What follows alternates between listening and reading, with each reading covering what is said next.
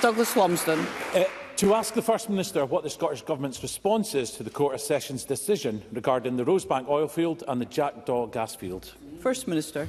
President Officer, the Government is considering carefully the court rulings announced last week. Decisions on offshore oil and gas licensing and consenting are currently reserved to the United Kingdom Government. We have been consistently clear that the UK Government should approach these decisions on a rigorously evidence-led, case-by-case basis, with robust climate compatibility and energy security being key considerations. Douglas Lumsden. Presiding Officer, our North Sea workers are being failed by the Labour Government and are being failed by this devolved SNP Government. The decision on Rosebank and Jackdaw is a hammer blow to the North East and will mean we import more oil and gas instead of using our own resources and supporting our own workers.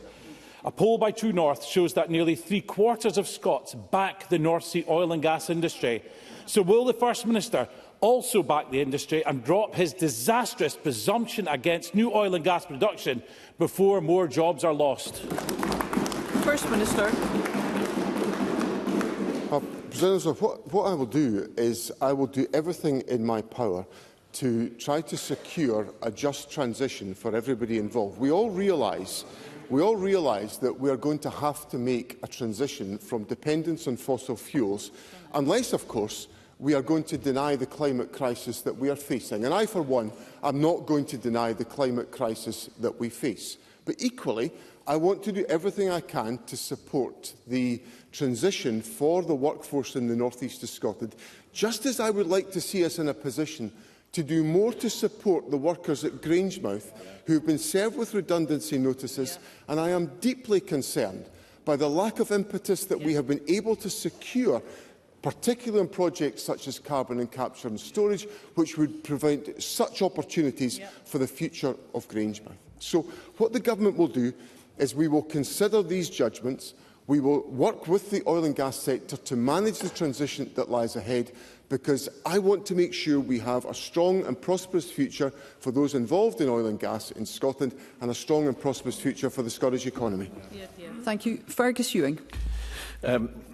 We are in a time of huge international tension and an ever-increasing risk of trade tariffs. The First Minister mentioned energy security.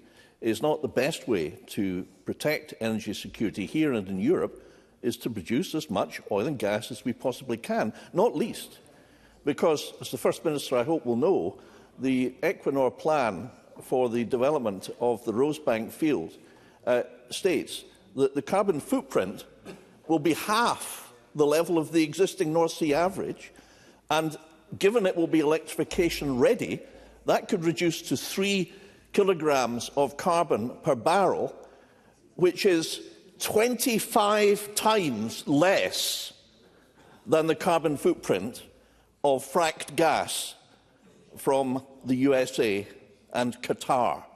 So, which is better for the environment, producing our own or helping Donald Trump?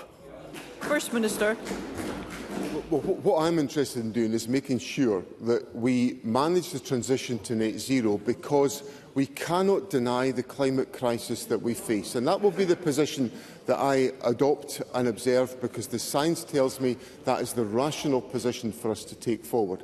It will also dictate the approach I take on energy policy and encouraging the move to sustainable energy security by the investments that we make in offshore renewables, again supported by the Government's budget that passed stage 1 on Tuesday, and also facilitated by outstanding interventions such as that from SGN in methyl, where there is a pilot project to take hydrogen to be used in domestic power systems as a replacement for gas. So there is innovation that Scotland is leading the world about. I'm immensely proud of what our academic institutions and our companies are doing to take forward that agenda, and they will have the full support of the Scottish Government.